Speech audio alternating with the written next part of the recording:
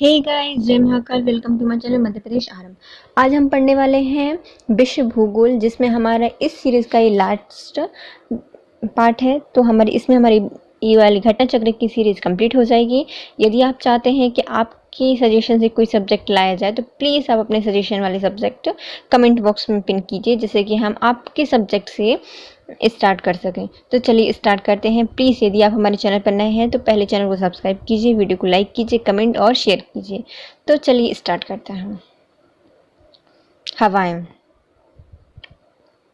कथन ए, उत्तरी गोलार्ध में पवनें प्रतिरूप दक्षिणावर्त और दक्षिणी गोलार्ध में पवनें प्रतिरूप वामावर्त होती हैं। तो ये सही है।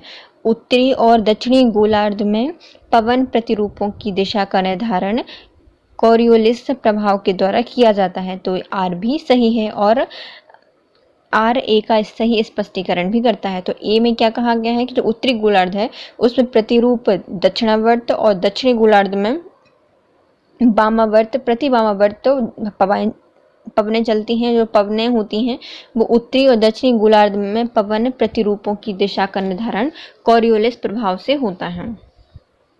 अभिकथन ए, हवा के पैटर्न्स दक्षिणी गोलार्ध में घड़ी की सुई की दिशा में दक्षिणावर्त और उत्तरी गोलार्ध में घड़ी की सुई के विपरीत दिशा में वामावर्त होती हैं। तो ये गलत है। उत्तरी और दक्षिणी गोलार्ध में हवाओं के पैटर्न कोरियोलिस प्रभाव से निश्चित होते हैं। तो ये सही है। उत्तरी गोलार्ध की तुलना में दक्षिणी गोलार्ध में पश्चिमी पवन अधिक सशक्त और स्थायी होती हैं, क्योंकि उत्तरी गोलार्ध की तुलना में दक्षिणी गोलार्ध में भूखंड कम होते हैं। तो इसलिए वहाँ की जो पवनें होती हैं वो अधिक सशक्त और स्थायी होती हैं। गरजती चालीसा और प्रचंड पचासा और चीखता साठा दक्षिणी गोलार्ध में पश्चिमी पवनें हैं। तो गरजती चालीसा, प्रचंड पचासा और चीखता सौठा जो है वो दक्षिणी गोलार्ध में पश्चिमी पवनें होती हैं।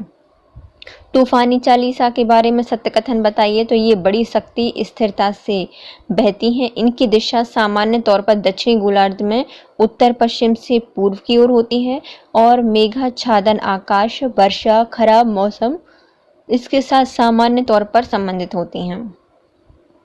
लंबी चालीसा पवनें प्रभावित होती हैं तो हिंद महासागर में। ये जो लंबी चालीसा वाली पवनें होती हैं वो कहाँ चलती हैं? हिंद महासागर में चलती हैं। वह सशस्त्र समुद्री हवाएं जो 40 डिग्री से 60 डिग्री दक्षिणार्थ के मध्य प्रभावित होती हैं, उन्हें क्या कहा जाता है? उन्हें रोगिंग फोर्टिस कहा जाता है। उन्हें क्या कहा जाता है? रोगिंग फोर्टिस कहा जाता है, जो 40 से 60 दक्षिणार्थ के मध्य प्रभावित होती हैं। संयुक्त राज्य अमेरिका के मध्य मैदानों पर चिनूक हवाओं के कारण जाड़े का तापमान बढ़ जाता है। संयुक्त राज्य अमेरिका में चिनूक हवाएं चलती हैं, जैसे कि ठंडी के समय तापमान वहाँ का बढ़ जाता है। दक्षिणी गोलार्ध में पवनों की बाईं ओर विचलन का कारण क्या है? तो दक्षिणी गोलार्ध में पवनों की बाईं ओर विचलन का कारण है पृथ्वी का घूर्णन। उच्च दाब क्षेत्र से भूमध्य सागर की ओर चलने वाली पवनें होती हैं व्यापारिक पवनें। जो उच्च दाब से भूमध्य सागर की ओर चलती हैं उन्हें क्या कहा जाता है? व्यापारिक पवनें कहा जाता है। पवनों का मौसम उत्क्रमण प्रतिरूपी अभिलक्षण है मौसमी जलवायु का। जो मौसमी जलवायु होती है उनका पवन का जो मौसम होता है उत्क्रमण प्रतिरूपी अभिलक्षण होता है। देखिए हम फिर से एक बार इनको देखते हैं हवाओं को। तो उत्तरी गोलार्ध में जितनी पवनें होती हैं वो कैसे चलती हैं? प्रतिरूप दक्षिणावर्त चलती हैं। और जो दक्षिणी गोलार्ध में होती हैं वो प्रतिरूप वामावर्त चलती हैं। और उत्तरी और दक्षिणी गोलार्ध में पवन प्रतिरूप की जो दिशा का निर्धारण होता है वो पृथ्वी के कोरियोलिस बल के द्वारा प्रभावित होता है। हवा के पैटर्न ये हम ऊपर कंप्लीट कर चुके हैं। उत्तरी गोलार्ध की तुलना में जो दक्षिणी गोलार्ध होती है वहाँ की जो पश्चिमी पवनें होती हैं वो अधिक सशक्त और स्थायी होती हैं, क्योंकि वहाँ पर जो भूखंड है दक्षिणी गोलार्ध में वो कम पाया जाता है। गरजती चालीसा, प्रचंड पचासा और चीखता साठा दक्षिणी गोलार्ध में पश्चिमी पवनें हैं। तूफानी चालीसा के बारे में सत्य कथन बताइए। ये बड़ी शक्तिशाली और स्थिरता से बहती हैं। इनकी दिशा सामान्य तौर पर दक्षिणी गोलार्ध में उत्तर पश्चिम से पूर्व की ओर होती है। मेघाच्छादन आकाश, वर्षा और खराब मौसम इसके साथ सामान्य तौर पर संबंधित रहते हैं। लंबी चाली से पवनें प्रभावित होती हैं हिंद महासागर में। वह सशस्त्र समुद्री हवाएं जो 40 से 50 दक्षिणार्थ के मध्य प्रभावित होती हैं, जो 40 से 50 दक्षिणार्थ में प्रभावित होती हैं, उन्हें रोगिंग फोर्टिस कहा जाता है। संयुक्त राज्य अमेरिका में चिनूक हवाओं के कारण जाड़े में तापमान बढ़ जाता है। दक्षिणी गोलार्ध में पवनों की बाईं ओर विचलन का कारण है पृथ्वी का घूर्णन। उच्च दाब क्षेत्र में भूमध्य सागर की ओर चलने वाली पवनें व्यापारिक पवनें होती हैं। पवनों का मौसम उत्क्रमण प्रारूपी अभिलक्षण मौसमी जलवायु का है। अब आती हैं स्थायी हवाएं। सूची 1 और सूची दी गई, मतलब स्थानीय हवाएं दी गई हैं और उनका क्षेत्र दी गई है। तो फान कहाँ चलता है? तो फान अल्पास पर्वत पर चलता है। तो आलसी लोग क्या करते हैं, हमेशा फन नहीं कर पाते ना, तो फान हवाएं कहाँ चलती हैं? आल्प्स पर्वत पर चलती हैं। सिमूम ये कुर्दिस्तान पर चलती हैं। जो सिमू पवनें होती हैं वो कहाँ चलती हैं? कुर्दिस्तान में चलती हैं। सेंटा आना, तो सेंटा आना कैलिफोर्निया में चलती हैं। और जोंडा ये अर्जेंटीना में चलती हैं। अपन जल्दी जल्दी से कहीं जाते हैं तो अपने जॉइंट पूरे हिल जाते हैं, तो अर्जेंटीना जोंडा। सेंटा आना, तो सेंटा आएंगे कब? कैलिफोर्निया में आते हैं। सिमूम ये किर्गिस्तान में चलती हैं। और फान है तो अल्पास पर्वत पर चलती हैं। फान एक स्थानीय पवनें है जो कि स्विट्जरलैंड में चलती हैं। फान अल्पास पर्वत पर चलती है। बोरा इटली में चलती हैं। मिस्टल ये राइन घाटी में चलती हैं। मिस्टल जो हवाएं हैं वो कहाँ चलती हैं? राइन घाटी में चलती हैं। खमसिन ये मिस्र में चलती हैं। खमसिन मिस्र में चलती हैं। चिनूक ये संयुक्त राज्य अमेरिका में प्रभावित होती हैं। शिराकू जो है वो सिसिली द्वीप पर चलती हैं। विल्जार्ड ये साइबेरिया में। और नॉर्वेस्टर ये भारत में चलती हैं। वह देश जहाँ पर रुधिर वर्षा होती है वो कहाँ पे है? इटली। और इटली में कौन सी वर्षा हो रही थी? बोरो हवाएं चल रही थी। हम इनको फिर से रिवाइज कर लेते हैं। देखिए, पहले फान हवाएं कहाँ चलती हैं? अल्पास पर्वत पर चलती हैं। सिमूम किर्गिस्तान में चलती हैं। सेंटा कैलिफोर्निया में चलती हैं। और जोंडा अर्जेंटीना में। फान एक स्विट्जरलैंड की स्थानीय पवन है। फान अल्पास पर्वत और स्विट्जरलैंड की पवन है। बोरा इटली में चलती है। मिस्टल भारत राइन घाटी में चलती है। और खमसिन ये चलती है मिस्र में। चिनूक संयुक्त राज्य अमेरिका की हवा है। सिराकू ये सिसिली द्वीप पर चलती है। विल्जार्ड साइबेरिया में। और नॉर्वेस्टर भारत में। रुधिर वर्षा कहाँ पे होती है? तो इटली में रुधिर वर्षा होती है। अब आते हैं वन। नेक्स्ट टॉपिक है वन। विश्व वन क्षेत्र में से वन एक के फैलाव की प्रतिशतता अधिक होती है, वह कौन से हैं? मतलब एक प्रकार के वन बहुत सारे ज़्यादा पाए जाते हैं, वो है शीतोष्ण शंकुवृक्षी वन। ये विश्व में सबसे ज़्यादा पाए जाते हैं। वह देश जिसके कुल भूभाग क्षेत्र के 70% भाग पर वन रखने का संवैधानिक प्रावधान है, तो ये भूटान है, जहाँ पर 70% भाग पर वन रखने संवैधानिक प्रावधान कर दिया गया है। सदाबहार वन पाए जाते हैं, तो सदाबहार वर्षा वन पाए जाते हैं ब्राजील में। भूमध्य रेखा के निकट पाए जाने वाले वन कौन है? तो भूमध्य रेखा के निकट पाए जाने वाले वन उष्णकटिबंधीय वन होते हैं। पृथ्वी पर घने डेंस वन अधिकतर कहाँ मिलते हैं? तो पृथ्वी पर घने वन अधिकतर विषुवतीय रेखा के पास मिलते हैं। विस्तृत उष्णकटिबंधीय वर्षा वन पाए जाते हैं, तो विस्तृत उष्णकटिबंधीय वर्षा वन पाए जाते हैं कांगो घाटी में। टैगा वन विशिष्टता है, तो टैगा वन समशीतोष्ण क्षेत्र में पाए जाते हैं। विश्व के सबसे बड़े घने वन हैं, तो विश्व के सबसे बड़े और घने वन अमेज़न बेसिन में पाए जाते हैं। सर्वाधिक प्रतिशत वनाच्छादित देश है जापान में। सबसे ज़्यादा प्रतिशत वनाच्छादित देश कौन सा है? तो जापान है। कोणधारी वन पाए जाते हैं, तो 56 से 60 डिग्री उत्तरी अक्षांश में कोणधारी वन पाए जाते हैं। शंकुधारी वन मुख्यतः कहाँ पाए जाते हैं? तो शंकुधारी पाए जाते हैं शीतोष्ण क्षेत्र में, और कोणधारी पाए जाते हैं 56 से 60 उत्तरी अक्षांश में। अफ्रीका का वह देश जिसमें सघन उष्णार्द्र वन पाए जाते हैं, तो ये है आइवरी कोस्ट। यहाँ पर सबसे ज़्यादा सघन उष्णार्द्र वन पाए जाते हैं आइवरी कोस्ट में।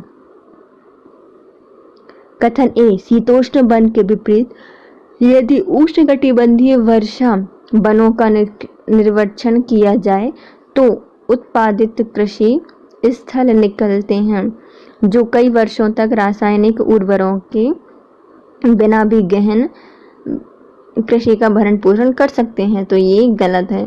शीतोष्ण वन की तुलना में उष्णकटिबंधीय वर्षा वनों की प्रधान उत्पादक बहुत अधिक होती है, तो ये सही है। देखिए, जो शीतोष्ण वन होते हैं उसके विपरीत उष्णकटिबंधीय वनों की निक्षेपण किया जाए तो उत्पादित कृषि स्थल निकलते हैं जो कि कई वर्षों तक रासायनिक उर्वरकों के बिना भी गहन कृषि का भरण कर सकते हैं, तो ये डेफिनेटली गलत है। जबकि शीतोष्ण वनों की तुलना में जो उष्णकटिबंधीय वन होते हैं उनमें प्रधानता उर्वरता बहुत ज़्यादा होती है, तो ये सही है। यदि उष्णकटिबंधीय वन वर्षा वन काट दिए जाएं तो उष्णकटिबंधीय पर्णपाती वनों की तुलना में शीघ्र पुनर्योजित नहीं हो पाता। ऐसा इसलिए होता है क्योंकि वर्षा वनों की मृदा में पोषकों का अभाव होता है। जो उष्णकटिबंधीय वर्षों को यदि काट दिया जाता है तो यह उष्णकटिबंधीय पर्णपाती वनों की तुलना में शीघ्र पुनर्योजित नहीं हो पाते, क्योंकि जो वर्षा वन होते हैं इनकी तुलना में पोषकों का अभाव होता है। इमारती लकड़ी सूची वन में इमारती लकड़ी दी गई है और उनके देश दिए गए हैं। तो देवदार लकड़ी कहाँ पाई जाती है, तो ये कनाडा में पाई जाती है। डगलस फर पाई जाती है मैक्सिको में। महोगनी पाई जाती है होंडुरास में। सागौन पाई जाती है म्यांमार में। मानसूनी वन ये सागौन और शाखू क्षेत्र में पाए जाते हैं। विषुवतीय रेखा वन में महोगनी और रोजवुड पाया जाता है। भूमध्य सागरीय वनों में आलू बुखारा और जैतून पाया जाता है और कोणधारी वनों में चीड़ और फर पाया जाता है। विश्व का वह देश जो कि मुलायम लकड़ी और लकड़ी की लुगदी का सबसे बड़ा उत्पादक और निर्यातक है, वो है कौन? अमेरिका। वह देश जो विश्व में ईंधन काष्ठ का सबसे बड़ा उत्पादक है, तो वो है भारत। डेलवार्जिया जाति से संबंधित पौधा कौन सा है, तो डेलवार्जिया जाति से संबंधित पौधा है शीशम। हम इसको फिर से रिवाइज कर लेते हैं। देखिए, वनों के क्षेत्रफल में सबसे ज़्यादा फैलाव किसका है, तो शीतोष्ण जो शंकुधारी वन है वो सबसे ज़्यादा पाए जाते हैं। वह देश जिसकी तुलना में भौगोलिक प्रतिशत का 70% से ज़्यादा वन रखने का संवैधानिक प्रावधान है वो है भूटान। सदाबहार वर्षा वन पाए जाते हैं ब्राजील में। भूमध्य रेखा के निकट पाए जाने वाले उष्णकटिबंधीय वन होते हैं।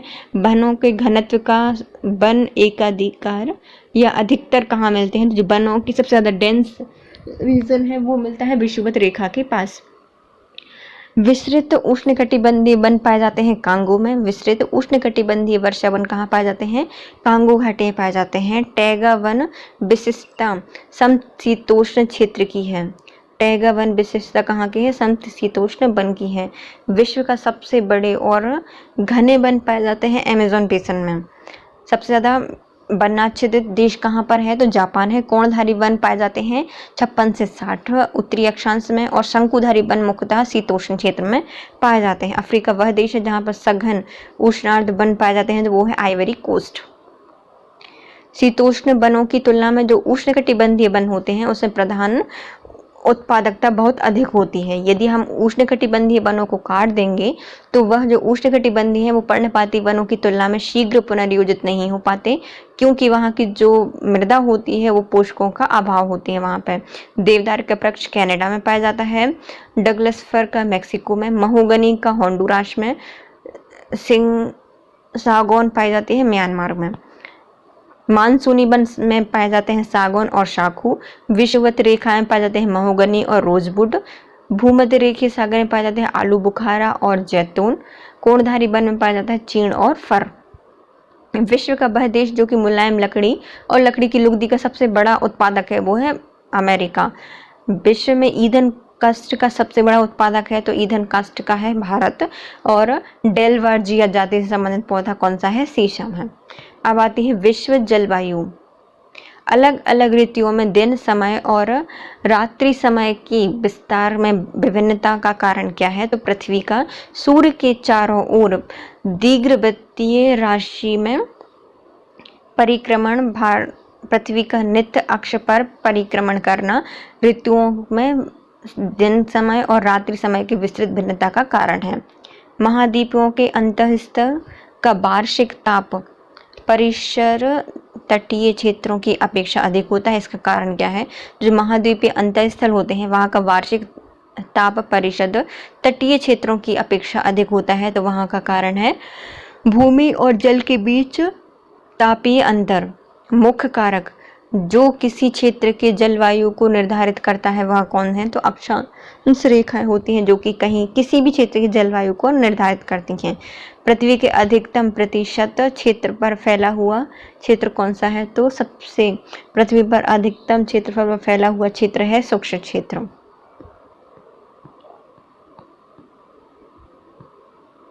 भूमध्य सागर के दोनों ओर 5 डिग्री से 8 डिग्री अक्षांश क्षेत्रों में वर्षा होती है। तो ये सही है। उच्च तापमान और उच्च आर्द्रता के कारण भूमध्य रेखा के निकटतम दोपहर को संभावनीय वर्षा होती है। तो ये भी सही है और R1 की सही व्याख्या करता है। सभी प्रकार की जलवायु कटिबंधीय पाए जाते हैं। तो एशिया महाद्वीप में सभी प्रकार की जो कटिबंधीय होते जलवायु कटिबंध होते हैं वो कहाँ पाए जाते हैं? एशिया महाद्वीप में पाए जाते हैं। वह भौगोलिक क्षेत्र जिसकी स्पष्ट विशेषताएं निम्नलिखित हैं। कोण और शुष्क जलवायु, सुहावन और आर्द्र शीतकाल, सदाबहार ओक वृक्ष। तो ये सारे वृक्ष कहाँ पाए जाते हैं? भूमध्य सागर में पाए जाते हैं। देखिए, कोण और शुष्क जलवायु में पाए जाते हैं, सुहावना और आर्द्र शीतकाल पाया जाता है और सदाबहार ओक वृक्ष पाए जाते हैं। तो ये सब पाए जाते हैं भूमध्य सागरीय क्षेत्र में। उष्णकटिबंधीय सवाना प्रदेश की जलवायु की मुख्य विशेषता क्या है? तो जो उष्णकटिबंधीय सवाना प्रदेश है वहाँ की जलवायु की मुख्य विशेषता है कि निश्चित शुष्क और आर्द्र ऋतु वहाँ पे पाई जाती हैं। विषुवत रेखीय प्रदेशों का पर्यावरण पौधों के अनुकूल है पर मानव के लिए नहीं। ये सही है। और विषुवतीय रेखीय प्रदेश में औसत वार्षिक तापांतर बहुत कम होता है। तो ये भी सही है और R1 का स्पष्टीकरण नहीं करता। इसमें ये में कहा गया है कि जो विषुवतीय रेखीय प्रदेश हैं वो वृक्षों के लिए या पौधों के लिए तो बहुत अच्छे हैं, लेकिन वहाँ पे मनुष्य नहीं रह सकता। तो ये सही है, मतलब मनुष्य के लिए अनुकूल नहीं है। और विषुवतीय रेखीय प्रदेश में औसत वार्षिक जो तापांतर होता है वो बहुत कम होता है। तो ये भी सही है। अमेरिका का वह नगर जिसमें भूमध्य सागरीय जलवायु नहीं पाई जाती है, तो अमेरिका का न्यूयॉर्क, जहाँ पर भूमध्य सागरीय जलवायु नहीं पाई जाती है। जलवायु चरम है, वर्षा कम है और लोग जलवासी पशुचारक हुआ करते हैं। यह सबसे अच्छा वर्णन है कहाँ का? तो मध्य एशियाई स्टेप क्षेत्र का। मध्य एशियाई स्टेप क्षेत्र में जलवायु अच्छी होती है, वर्षा कम होती है, लोग जलवास पशुचालक बहुत होते हैं। तो ये इसका अच्छा उदाहरण है। वह देश है जिसमें सर्दियों के मौसम में वर्षा होती है। तो नॉर्वे में सर्दियों के समय वर्षा होती है। आर्द्र शीत ऋतु और शुष्क ग्रीष्म ऋतु विशेषता है इटली की। आर्द्र शीत ऋतु होती है और शुष्क ग्रीष्म ऋतु होती है इटली में। अब आती है सूची 1 और सूची 2। इसमें प्रदेश और क्षेत्र दिए गए हैं और उनकी जलवायु का प्रकार दिया गया है। जैसे कैलिफोर्निया संयुक्त राज्य अमेरिका में भूमध्य सागरीय जलवायु पाई जाती है। पश्चिमी ऑस्ट्रेलिया, यहाँ पर उष्ण मरुभूमि पाई जाती है। बांग्लादेश, यहाँ पर उष्णकटिबंधीय मानसूनी जलवायु पाई जाती है। साइबेरिया, यहाँ पर शीतोष्ण जलवायु पाई जाती है। कांगो में विषुवतीय जलवायु पाई जाती है और सूडान में सवाना जलवायु पाई जाती है। भूमध्य सागरीय प्रदेशों से जाड़ों में वर्षा होती है। तो ये सही है। जाड़े में यहाँ पर पशुओं पबने चलती हैं। तो ये भी सही है और R1 की व्याख्या करता है। तो भूमध्य सागरीय प्रदेशों में जाड़ों के समय वर्षा होती है क्योंकि वहाँ पर पशुओं पबने चलती हैं।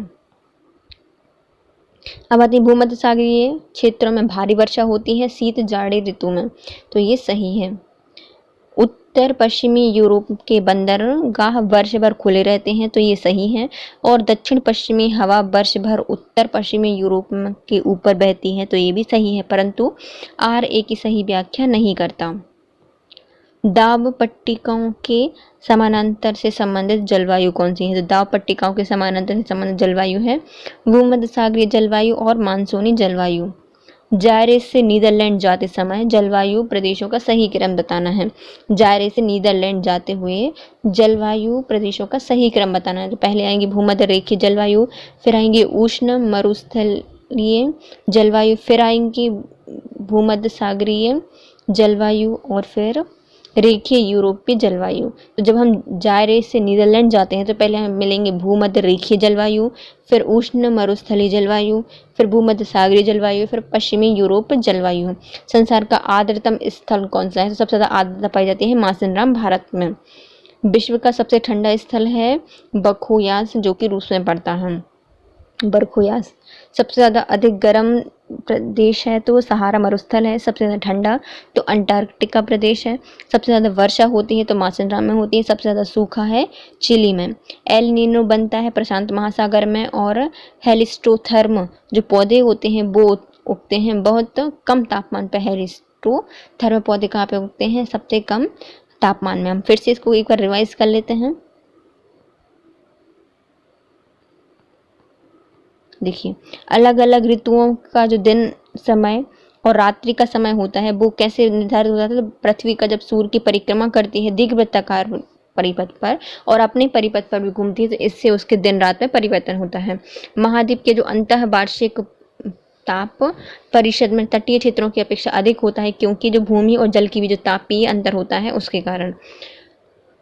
जलवायु का निर्धारण कौन करता है? तो अक्षांश रेखा जलवायु का निर्धारण करती हैं।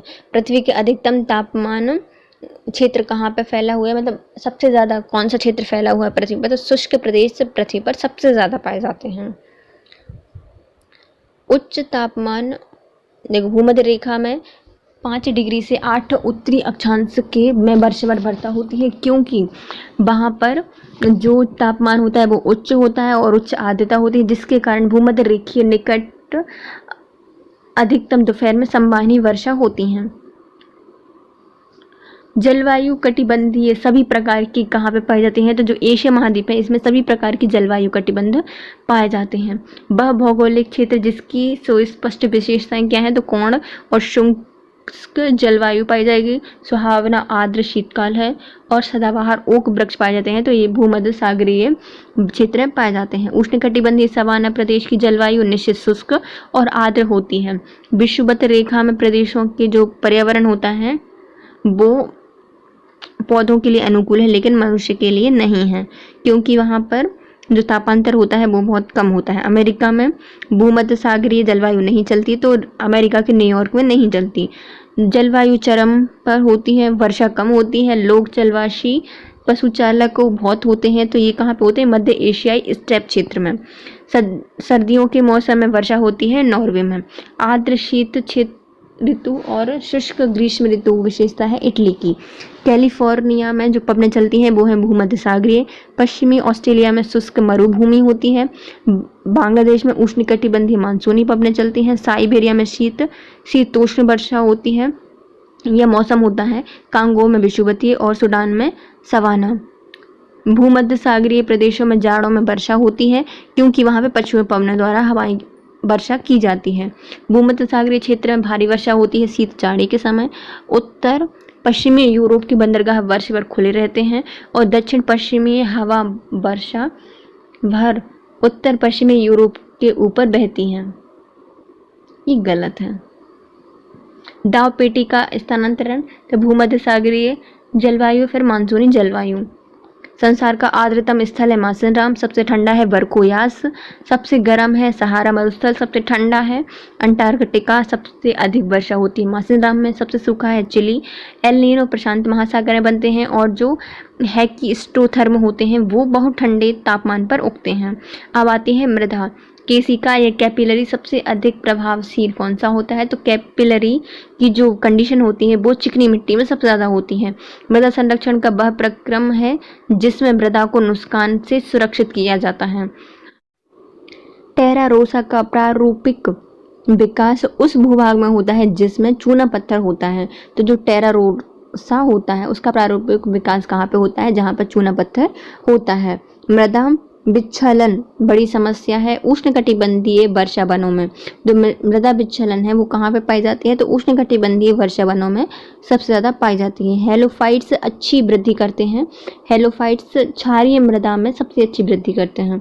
मृदा में नाइट्रोजन की आपूर्ति होती है जंतुओं द्वारा, यूरिया का उत्सर्जन द्वारा और वनस्पति की मृत्यु द्वारा नाइट्रोजन की आपूर्ति होती है। भू संरक्षण की परिरेखा बंधन विधि का प्रयोग होता है तो पहाड़ी ढलान क्षेत्र में। जो भू संरक्षण होता है उसकी परिरेखा का बंधन विधि का प्रयोग कहाँ पे किया जाता है, तो पहाड़ी ढलान क्षेत्र में किया जाता है। अब आते हैं इसको सही सम्मिलित करना है तो मिट्टी और उनकी जलवायु प्रदेश दिए गए हैं। पेडजोल ये शीत समशीतोष्ण में पाए जाते हैं, शीत और समशीतोष्ण क्षेत्र में पाए जाते हैं। चारनोजेम यह समशीतोष्ण शीत स्टेपीज में पाए जाते हैं। चारनोजेम कहाँ पाए जाते हैं, समशीतोष्ण शीत स्टेपीज में पाए जाते हैं। स्पार्टजोल यह आर्द्र शीत समशीतोष्ण में पाए जाते हैं। स्पार्टजोल कहाँ पाए जाते हैं, आर्द्र शीत समशीतोष्ण क्षेत्र में पाए जाते हैं। लेटराइट ये उष्ण और आर्द्र क्षेत्र में पाए जाते हैं, लेटराइट मिट्टी।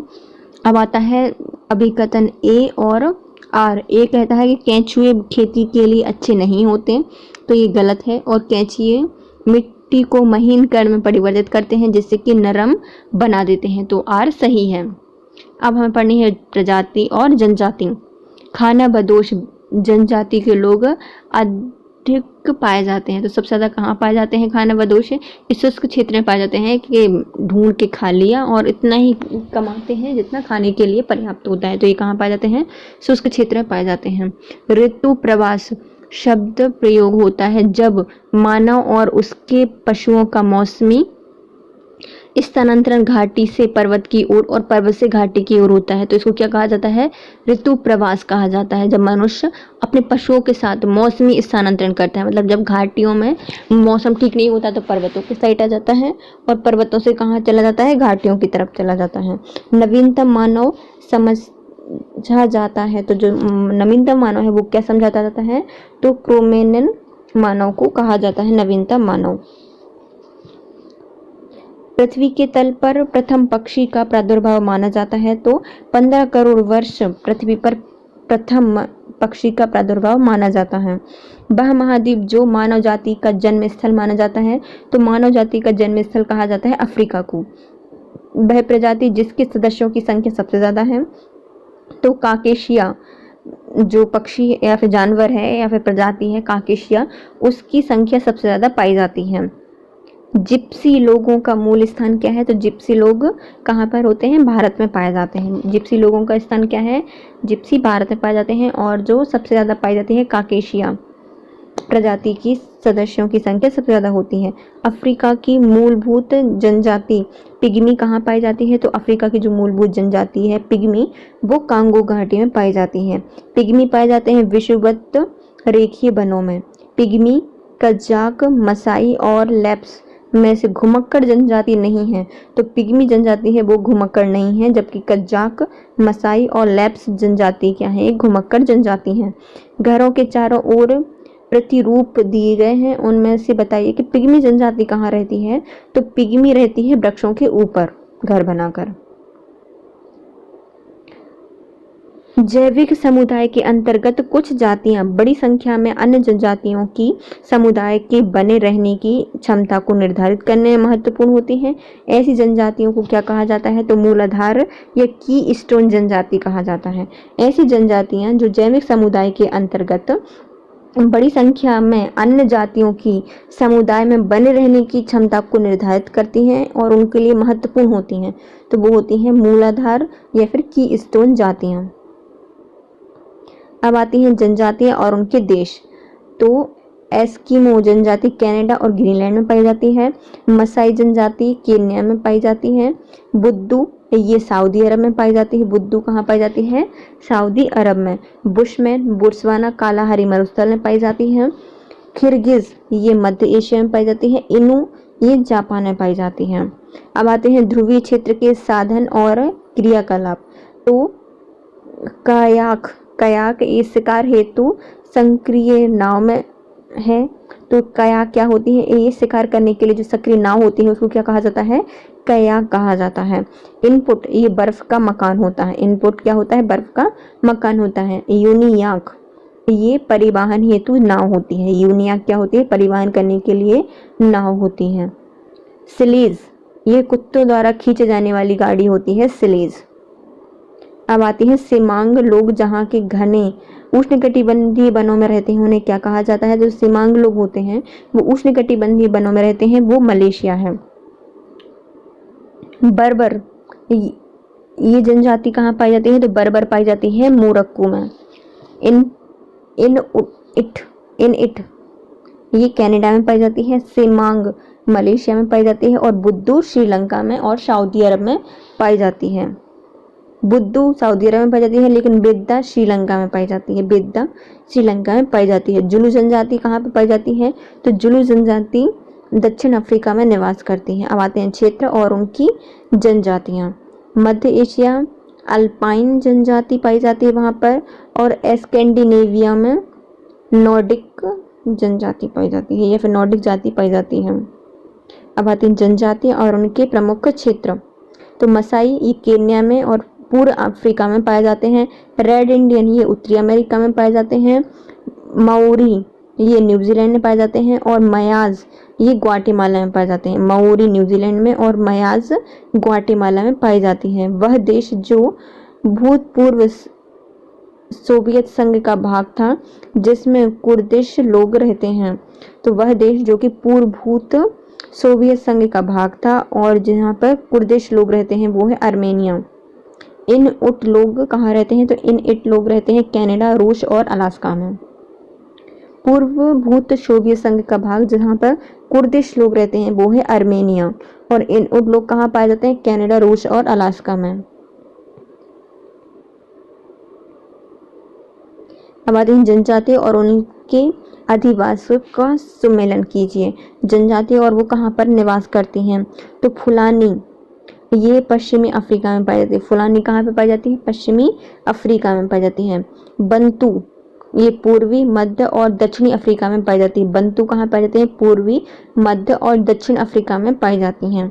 मसाई ये पूर्वी अफ्रीका में पाई जाती है और नुबा ये सूडान में पाई जाती है। तो नूडा कहाँ पाई जाती है? सूडान में। मसाई पूर्वी अफ्रीका में। बंतू ये पूर्व, मध्य और दक्षिणी अफ्रीका में, और फुलानी ये पश्चिमी अफ्रीका में पाई जाती हैं। वह प्रदेश जो कि लेप्स जनजाति के लिए प्रसिद्ध है, तो लेप्स जनजाति स्कैंडिनेविया में पाई जाती है और नॉर्डिक जनजाति भी वहीं पे पाई जाती है। उत्तर अमेरिका के मूल निवासी को क्या कहा जाता है? तो मंगोलाइड प्रजाति से संबंधित है उत्तरी अमेरिका के मूल निवासी। अब आती हैं भाषाएं। स्पेरेंटो है। स्पेरेंटो क्या है? तो यह विश्व भाषा के रूप में कार्य करने के लिए बनाई गई एक कृत्रिम भाषा है। स्पेरेंटो ये क्या है? विश्व भाषा के रूप में कार्य करने के लिए बनाई गई एक कृत्रिम भाषा है। विश्व में सर्वाधिक व्यक्तियों द्वारा बोली जाने वाली भाषा कौन सी है? सबसे ज़्यादा बोलते हैं मंदारिन, जो कि एक चीनी भाषा है। वह देश जिसकी राज्य भाषा स्पेनिश नहीं है, तो कांगो गणराज्य की भाषा स्पेनिश नहीं है। सिंगापुर की मुख्य भाषाओं में सम्मिलित कौन कौन सी है? तो सिंगापुर में मलय राष्ट्रीय भाषा है वहाँ की।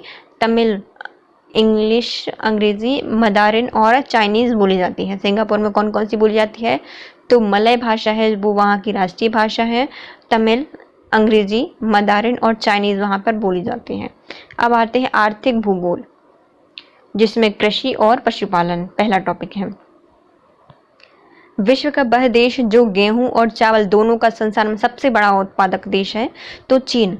गेहूं और चावल का सबसे बड़ा उत्पादक देश है चीन। धान उत्पादन में विश्व में भारत का स्थान कौन सा है? तो चीन के बाद भारत का स्थान दूसरा है धान उत्पादन में। चावल की कृषि के अंतर्गत सर्वाधिक क्षेत्र कौन सा है? तो चावल की कृषि सबसे ज़्यादा कहाँ पे होती है? भारत में होती है, लेकिन उत्पादक कौन करता है? चीन करता है, उसके बाद भारत करता है। वह देश जिसमें धान का उत्पादकता सर्वाधिक है, तो धान सबसे ज़्यादा कहाँ पे होती है? धान होती है जापान में।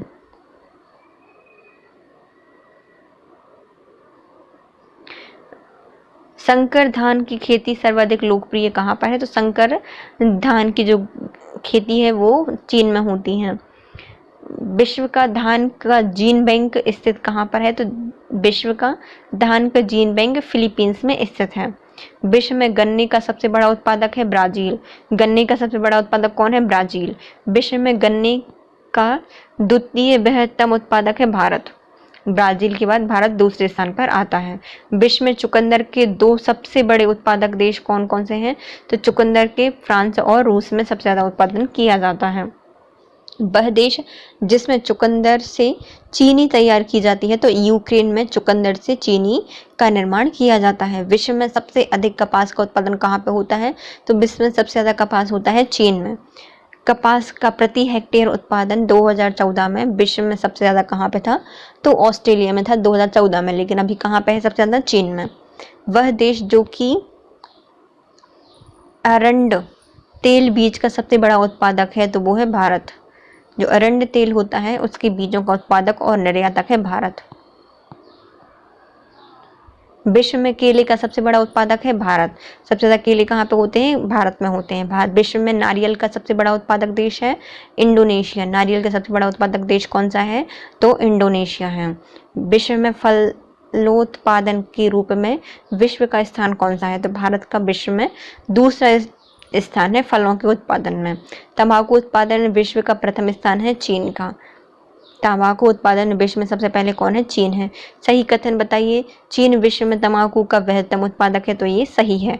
और भारत विश्व में ज्वार का सबसे बड़ा उत्पादक है, तो ये भी सही है। भारत में ज्वार सबसे ज़्यादा होती है और चीन में तंबाकू ज़्यादा होता है। विश्व में प्राकृतिक रबर का सबसे बड़ा उत्पादक कौन सा है? तो प्राकृतिक रबर सबसे ज़्यादा मिलती है हमें थाईलैंड से। विश्व में प्राकृतिक रबर के 2 उत्पादक थाईलैंड और इंडोनेशिया। इंडोनेशिया में नारियल भी मिलता है। श्रीलंका में कॉफ़ी का कृत्रिम बंदरगाह कर दिया गया है, तो कॉफ़ी का जो कृषि है वो बंद कर दिया गया है, क्योंकि पट्ट की रोग के कारण। जो पहले श्रीलंका में बहुत सारी कॉफ़ी उगाते थे, लेकिन वहाँ पे ये बंद कर दिया गया है क्योंकि वहाँ पे पट्ट की रोग हो जाता है। विश्व में कहवा के 2 अग्रणी उत्पादक कौन कौन से हैं? तो कहवा का उत्पादन करता है ब्राजील और वियतनाम। विश्व में कुल कहवा उत्पादन के प्रतिशत की दृष्टि से शीर्ष देश कौन से हैं? तो यदि प्रति उत्पादन देखा जाए कहवा का, तो ब्राजील में सबसे ज़्यादा है और फिर उसके बाद वियतनाम है। विश्व में चाय का सबसे बड़ा निर्यातक देश कौन सा है? तो चाय का निर्यात करता है केन्या। अब आती है फसल और उत्पादक क्षेत्र। तो कहवा साओ पालो पठार में पाया जाता है। कहवा कहाँ पे पाया जाता है? उत्पादक देश है साओ पालो। जूट का गंगा डेल्टा क्षेत्र। चावल यांगटीसी मैदान। गेहूं तो पेरी मैदान में पाया जाता है। देखिए कहवा तो साओ पालो पठार में पाया जाता है, जूट गंगा डेल्टा क्षेत्र में, चावल यांगटीसी मैदान में और गेहूं पेरी मैदान में पाए जाते हैं। अब आती है फसल और उत्पादक क्षेत्र। चावल सिक्यांग मैदान में चीन में पाए जाते हैं सबसे ज़्यादा। चावल शियांग बेसिन चीन में पाए जाते हैं। गेहूं होंगहो बेसिन चीन में। चाय कैंडी बेसिन श्रीलंका में पाई जाती है। चाय कैंडी बेसिन श्रीलंका में पाई जाती है। गेहूं होंगहो बेसिन में पाया जाता है। चावल सियांग बेसिन में चीन में पाया जाता है। अब आती है सूची 1। कोको घाना में पाया जाता है। कहवा आइवरी कोस्ट में। चाय केन्या में। गन्ना दक्षिण अफ्रीका में। देखो कोको घाना में, कहवा आइवरी कोस्ट में, चाय केन्या में और गन्ना दक्षिणी अफ्रीका में पाया जाता है। यूएसए में कोना कॉफ़ी का उत्पादन होता है। कहाँ पे होता है? यूएसए में कोना कॉफ़ी का उत्पादन होता है हवाई में। वह कृषि क्षेत्र जिसमें छोटे क्षेत्रों में अधिक मानव श्रम की आवश्यकता होती है वो कौन से हैं? तो व्यापारिक बागवानी में छोटे क्षेत्र में मानव श्रम की सबसे ज़्यादा आवश्यकता होती है। व्यापारिक बागवानी में। अब आती सूची 1 और सूची 2। फसल और उनके क्षेत्र। रबर का उत्पादन कहाँ पे होता है? तो मलेशिया में होता है, थाईलैंड में भी होता है। कहवा का कोलंबिया में होता है और ब्राज़ील में होता है। जैतून इटली में पाया जाता है। गन्ना मॉरिशस में पाया जाता है। अग्रणीय प्रदेश देश और उनके पदार्थ। चीन में क्या मिलता है? तो लौह अयस्क ज़्यादा मिलते हैं। भारत में दूध का उत्पादन सबसे ज़्यादा होता है। सऊदी अरब में पेट्रोलियम। थाईलैंड में प्राकृतिक रबर पाई जाती है। अब आते हैं सही कथन बताइए। उष्णकटिबंधीय बागवान समुद्री तटीय तट के किनारे झुंडों में पाई जाती है। अमेज़न बेसिन में रबड़ की कृषि के लिए उत्तम भौगोलिक दशाएं पाई जाती हैं, परंतु कर्मकारों की कमी होती है। तो उष्णकटिबंधीय जो बागान होते हैं वो समुद्र तटीय तट के किनारे झुंडों में पाई जाती हैं। अमेज़न बेसिन में रबड़ की कृषि के लिए उत्तम भौगोलिक दिशाएं पाई जाती हैं और जो कर्मकार होते हैं उनकी कमी होती है। बागान फसलें कौन कौन सी हैं? तो बागान फसलों में कॉफ़ी, रबड़, मसाले और नारियल आदि का उत्पादन किया जाता है। एक फसल प्रणाली, इसके अंतर्गत फसलों को रोपण किए गए पौधे की कतार के बीच में स्थान में उगाया जाता है, वह कहलाती है तो रिले क्रॉपिंग कहलाती है। वह फसल प्रणाली जिसके अंतर्गत फसलों को रोपण किया जाता है, पेड़ों को एक कतार के बीच के स्थान पर उगाया जाता है तो उसे कहा जाता है रिले क्रॉपिंग। बहुफसलीय कृषि विशेषता है। एक फसलीय कृषि विशेषता क्या है? व्यापारिक अन्न कृषि की। व्यापारिक अन्य कृषि की विशेषता क्या है? एक फसलीय कृषि। चलवासी कृषि किसको कहा जाता है? तो चलवासी कृषि चेन्ना, झूमी खेती और मेल्पा को कहा जाता है। तुंगिया कृषि जहाँ की जाती है वह है, जहाँ पर तुंगिया कृषि की जाती है वो म्यांमार में की जाती है। एक पौधे जिसमें नित्यजन या नाइट्रोजन की कमी है, छोटे कद का विकास है और हल्के हरे और पीले रंग की पत्तियां जैसे लक्षण दर्शाता है। तो ये सही है, जिसमें नाइट्रोजन की कमी है तो छोटे कद के हो जाएंगे, विकास उनमें कम होगा, हल्के हरे और पीले रंग की पत्तियां हो जाएंगी। नित्यजन या नाइट्रोजन की कमी से हरी पत्तियां विकास के लिए जिम्मेदार होती हैं, तो ये भी सही है और RA का स्पष्टीकरण करता है। जैव उर्वरक के रूप में प्रयोग किया जाता है, तो जैव उर्वरक के रूप में प्रयोग किया जाता है राइजोबियम, एजोटोबैक्टर, एजोस्पिरिलम और नीलहरित शैवाल का प्रयोग किसमें किया जाता है? जैव उर्वरक के रूप में किया जाता है। राइजोबियम, एजोटोबैक्टर, एजोस्पिरिलम और नीलहरित शैवाल। एजोला एनाबीना जैव उर्वरक का उपयोग किया जाता है, तो जो एजोला एनाबीना जैव उर्वरक है उसका प्रयोग किया जाता है चारोल के लिए। जैव खाद के रूप में प्रयुक्त किया जाता है, जैविक खाद के रूप में प्रयोग किया जाता है एजोला को। धान के फसल की पैदावार बढ़ाने के लिए जैव उर्वरक के रूप में प्रयोग में लाया जाता है नीलहरित शैवाल। जो धान होते हैं उसके उत्पादन के बढ़ाने के लिए जैव उर्वरक के रूप में प्रयोग किया जाता है नीलहरित शैवाल का, और जैविक खाद के रूप में प्रयोग किया जाता है एजोला को। और एजोला एनाबीना जैव उर्वरक का उपयोग चारोल के लिए किया जाता है।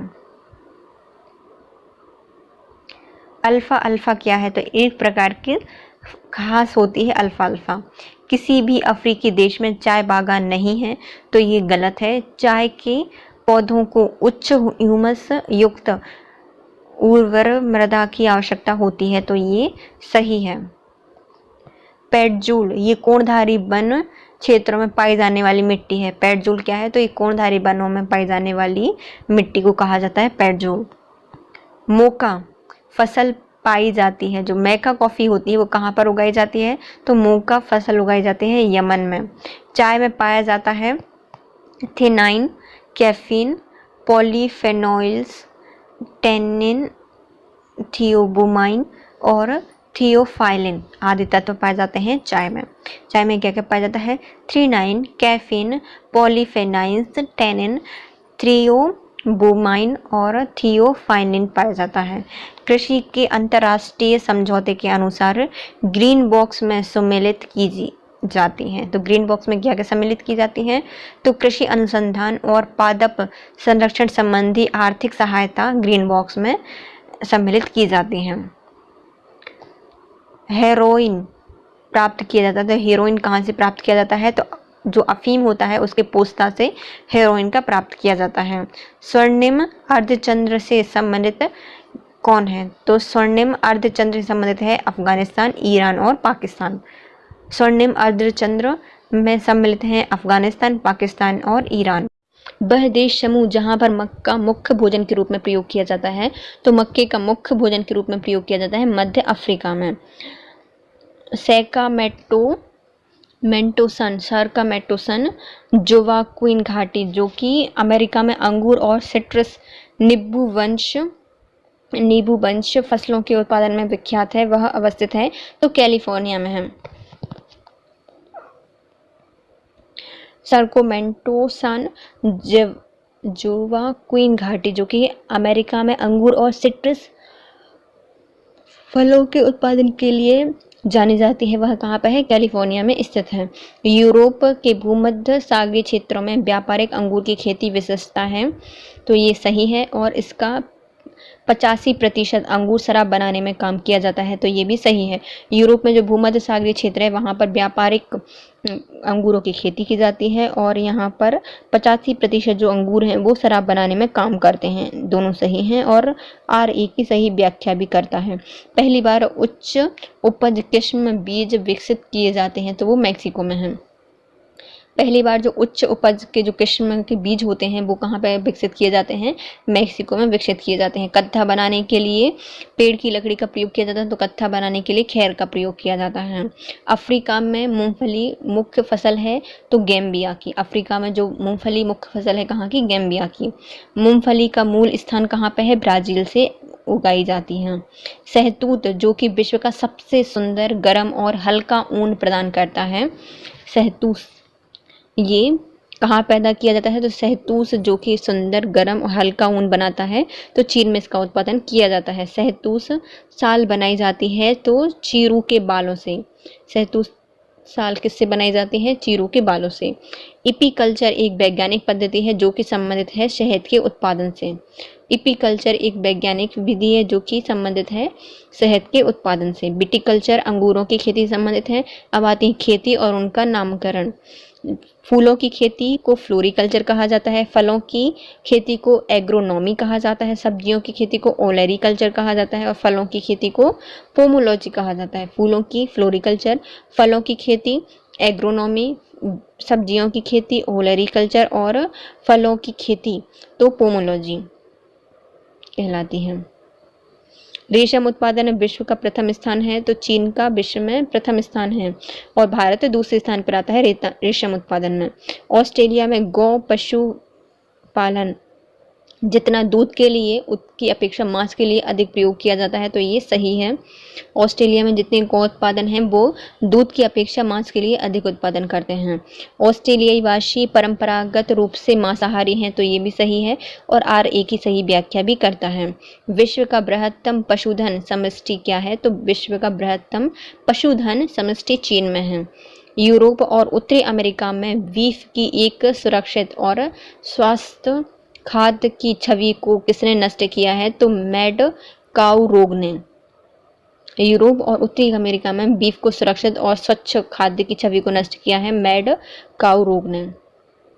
विश्व में सर्वाधिक दुग्ध उत्पादक देश कौन सा है? तो विश्व में सबसे दुग्ध उत्पादक देश है भारत। दुग्ध के अग्रणी उत्पादकों का सही क्रम बताइए? तो भारत, संयुक्त राज्य अमेरिका और चीन। मक्का उत्पादन में विश्व का पहला स्थान है संयुक्त राज्य अमेरिका। चीनी का कटोरा किसको कहा जाता है? तो चीनी का कटोरा कहा जाता है क्यूबा को। अब आते हैं खनिज, उसमें सबसे पहले टॉपिक आता है कोयला। कोयला का उदाहरण क्या है? तो ये कोयला परतदार चट्टानों में पाया जाता है। कोयला कच्चा तेल और प्राकृतिक गैस कहलाती है, तो ये इसको जीवाश्म फ्यूल कहा जाता है। कोयला कहाँ पाया जाता है? परतदार चट्टानों में पाया जाता है और जीवाश्मीय फ्यूल इसको कहा जाता है, कोयला और कच्चे तेल को। अब इसमें बताना है, सत्य कथन को बताना है। चीन संसार में अग्रणी कोयला उत्पादक है, सही है। यूक्रेन में डोनेट्स बेसिन मुख्य कोयला उत्पादक क्षेत्र है, तो ये भी सही है। जर्मनी में सार क्षेत्र मुख्य कोयला उत्पादक क्षेत्र है, तो ये सही है। और संयुक्त राज्य अमेरिका में मुख्य कोयला उत्पादक क्षेत्र अल्पेशियन प्रदेश में स्थित है। देखिए, चीन में अग्रणी कोयला उत्पादक है, यूक्रेन में डोनट्स बेसिन मुख्य कोयला उत्पादक क्षेत्र है, जर्मनी में कोयला का उत्पादन किया जाता है सार क्षेत्र में, और संयुक्त राज्य अमेरिका के जो अल्पेशियन प्रदेश है वहाँ पर भी कोयले का उत्पादन किया जाता है। डोनबास क्षेत्र प्रसिद्ध कहाँ पर है? तो डोनबास क्षेत्र है कोयले के लिए प्रसिद्ध है। अब बतानी है सूची 1 और सूची 2, कोयला क्षेत्र और उनके देश। डोनट्स प्रदेश पाया जाता है यूक्रेन में, कुजुनेट्स पाया जाता है रूस में, लंकाशायर यूके में पाया जाता है और सार जर्मनी में पाया जाता है।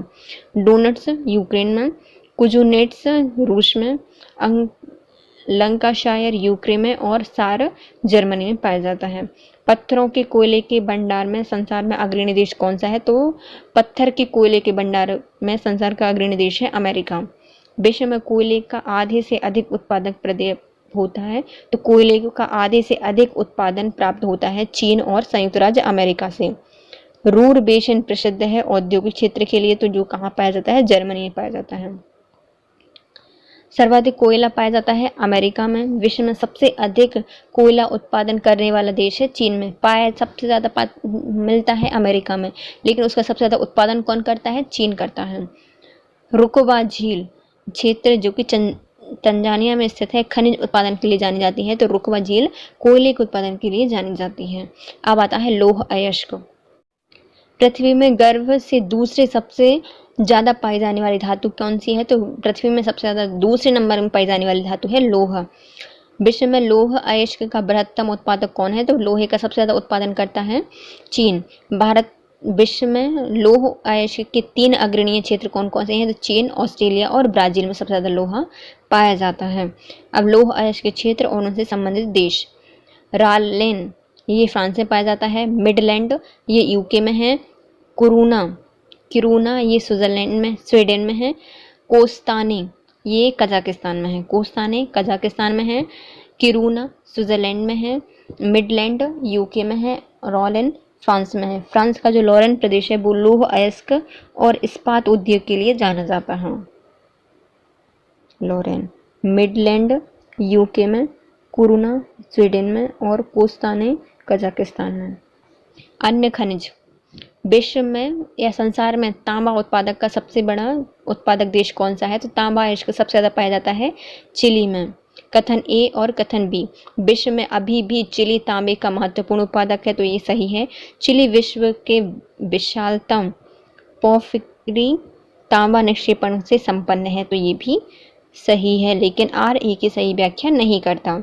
अफ्रीकी देश जाम्बिया में तांबे के विपुल भंडार हैं, फिर भी इस देश की आर्थिक प्रगति नहीं हो सकी है क्योंकि यहाँ पर समुद्री बंदरगाह नहीं है। अफ्रीकी देश जो कि जाम्बिया है वहाँ पर क्या है, तांबे के बहुत सारे भंडार हैं, लेकिन उसका व्यापारिक नहीं हो पाता क्योंकि वहाँ पर समुद्री बंदरगाह नहीं है।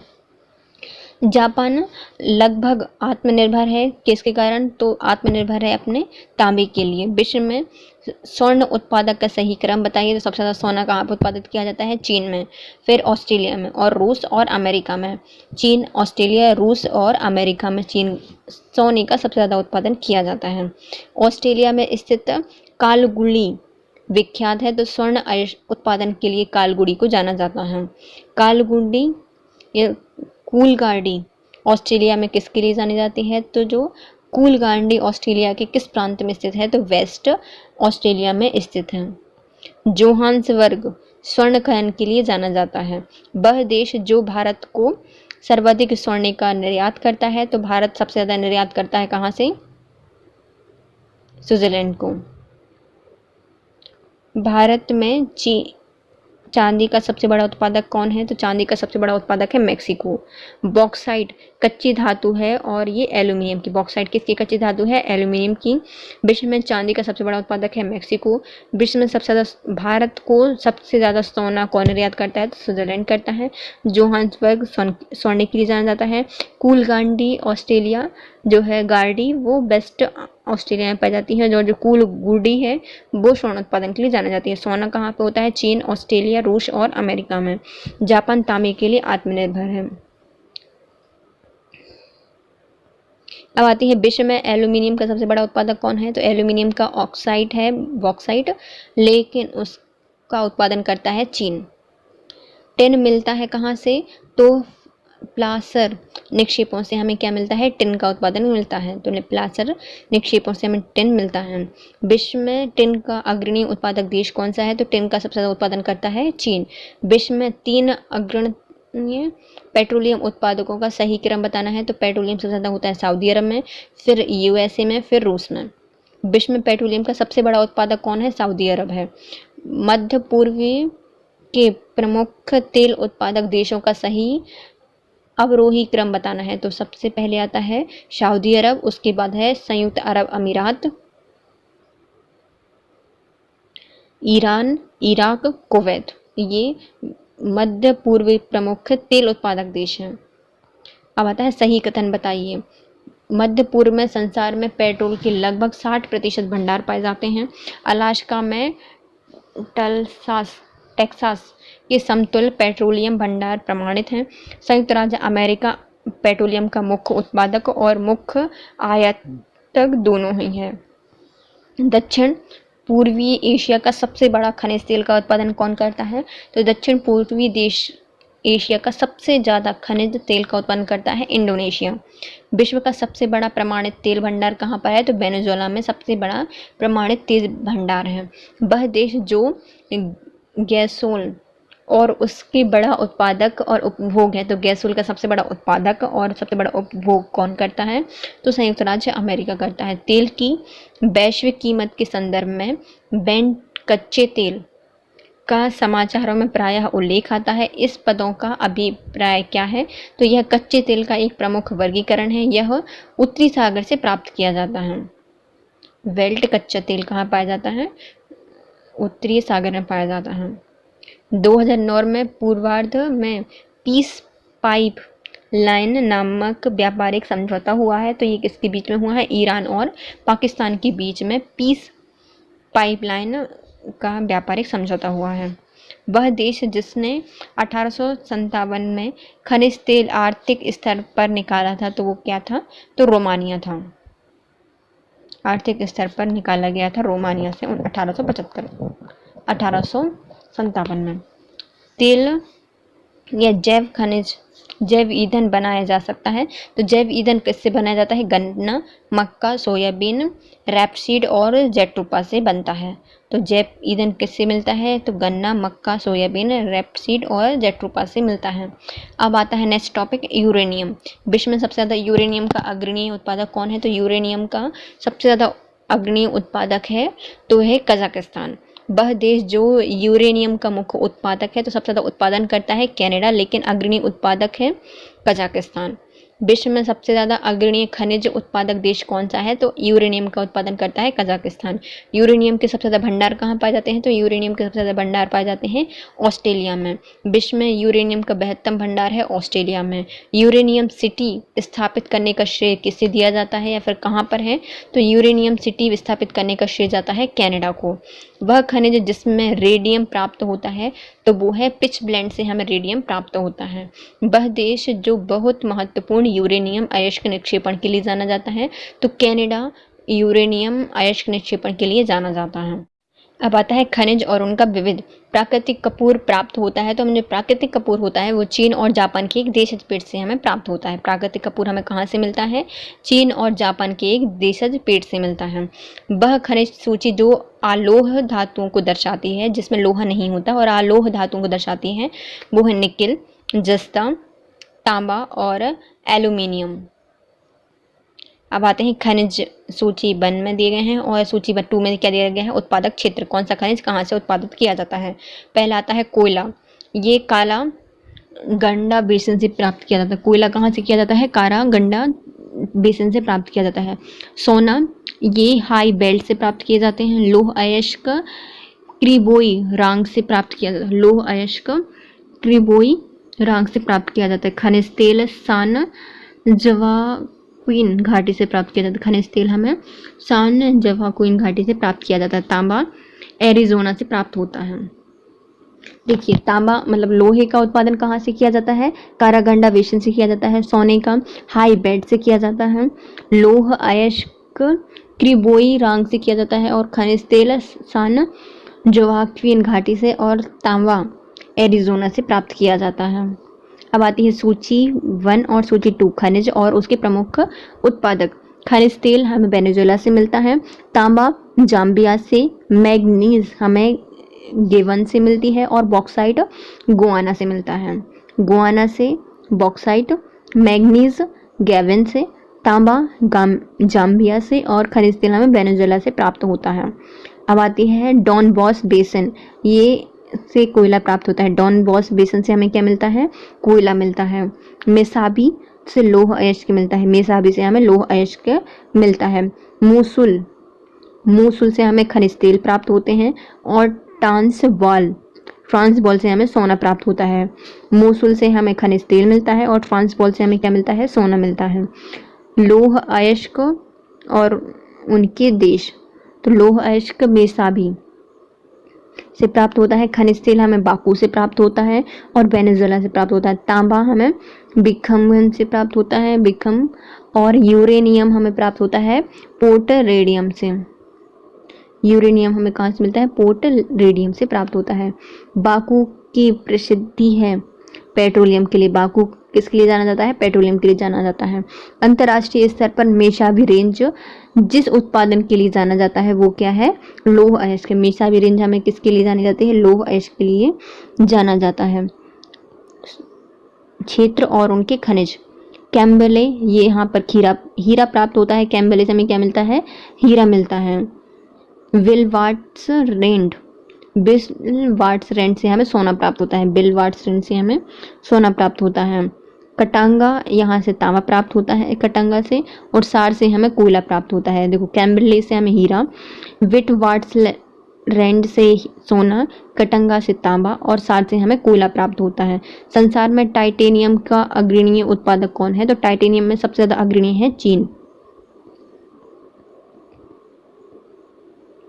विश्व में बॉक्साइट का बृहत्तम उत्पादक है, तो बॉक्साइट का सबसे ज़्यादा उत्पादन किया जाता है ऑस्ट्रेलिया में। जिस खनिज के कारण चिली प्रसिद्ध है वह है नाइट्रेट। नाइट्रेट का उत्पादन सबसे ज़्यादा करता है चिली। अब आते हैं देश वन और उनके खनिज कौन कौन से हैं। बोलिविया से हमें टिन प्राप्त होता है। ब्राज़ील से लौह अयस्क। मैक्सिको से हमें चांदी मिलती है और पेरू से नाइट्रेट। और पेरू से हमें सोना भी मिलता है। पेरू से हमें दो चीज़ें मिलती हैं, नाइट्रेट और सोना।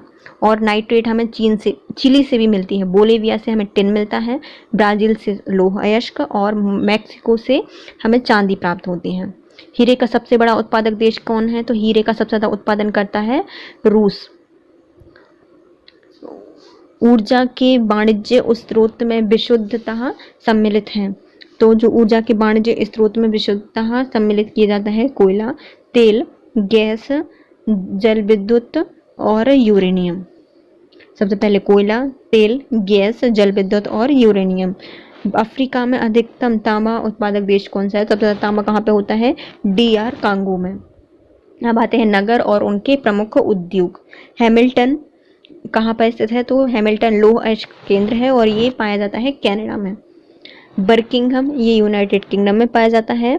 एसन जर्मनी में और अनसन ये पाया जाता है चीन में। देखो, हैमिल्टन कनाडा में, बर्किंघम यूनाइटेड किंगडम में, एसन जर्मनी में और अनसन ये चीन में पाया जाता है। अब आती है सूची 1 और सूची 2, केंद्र और उनके उद्योग बताने हैं। पीटर्सबर्ग USA में पाया जाता है और ये लौह इस्पात के लिए जाना जाता है। संघाई चीन में है और सूती वस्त्र के लिए जाना जाता है। गुंडी ये स्कॉटलैंड में पाया जाता है और जूट उत्पादन के लिए जाना जाता है गुंडी। और लेनिनग्राड ये सेंट पीटर्सबर्ग रूस में पाया जाता है और पोत निर्माण के लिए जाना जाता है लेनिनग्राड। अब आती है सूची 1 और सूची 2। सेलेम ये लौह इस्पात के लिए जाना जाता है सेलेम। लॉस एंजल्स हवाई जहाज का निर्माण होता है यहाँ पर। आवादान में तेल शोधन होता है और नगोया में सूती वस्त्र और ऑटोमोबाइल्स के लिए जाना जाता है। डेट्रॉइट ये ऑटोमोबाइल्स के लिए जाना जाता है।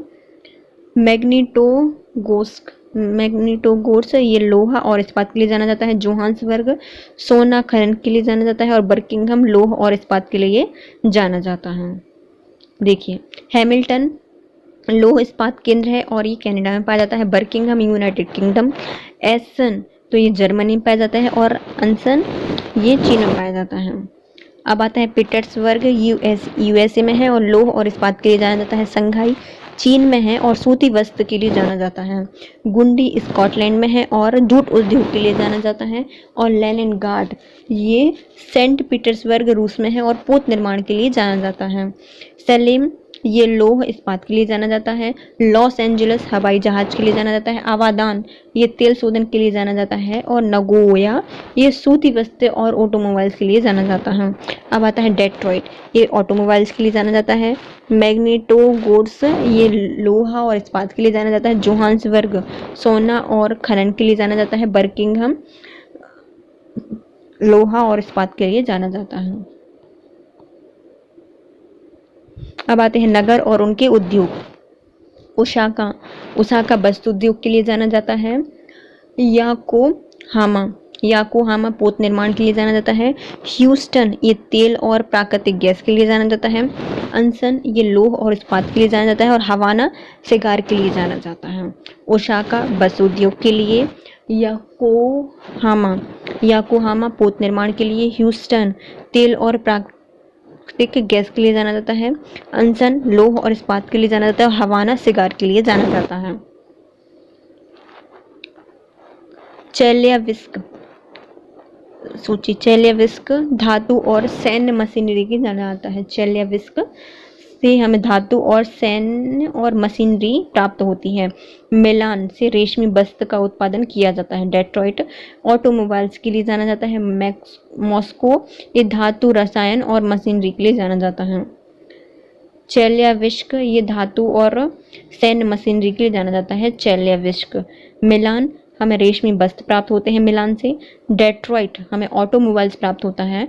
और मॉस्को से हमें धातु और रसायन और मशीनरी हमें प्राप्त होती है। सूती वस्त्र उद्योग का प्रमुख केंद्र है, तो सूती वस्त्र का प्रमुख केंद्र है ओसाका। अब आती है सूची 1 और सूची 2। सेफील्ड ये है कटलरी के लिए जाना जाता है। सेफील्ड से हमें क्या मिलता है? कटलरी का निर्माण किया जाता है। वेनिस में कांच का निर्माण किया जाता है। ग्लासगो में पोत का निर्माण किया जाता है। और ओटावा में किया जाता है कागज का निर्माण। सेफील्ड से हमें क्या मिलती है? कटलरी मिलती है। वेनिस से हमें कांच मिलता है।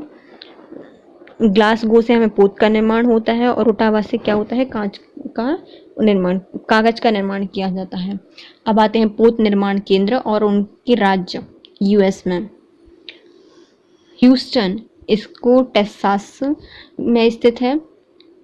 सेफेरोज पॉइंट ये है मैरीलैंड में पाया जाता है। न्यू ऑरलियंस ये लुइसियाना में जाना जाता है। और कैम्पडेन ये न्यू जर्सी में स्थित है। देखो ह्यूस्टन टेक्सास में स्थित है।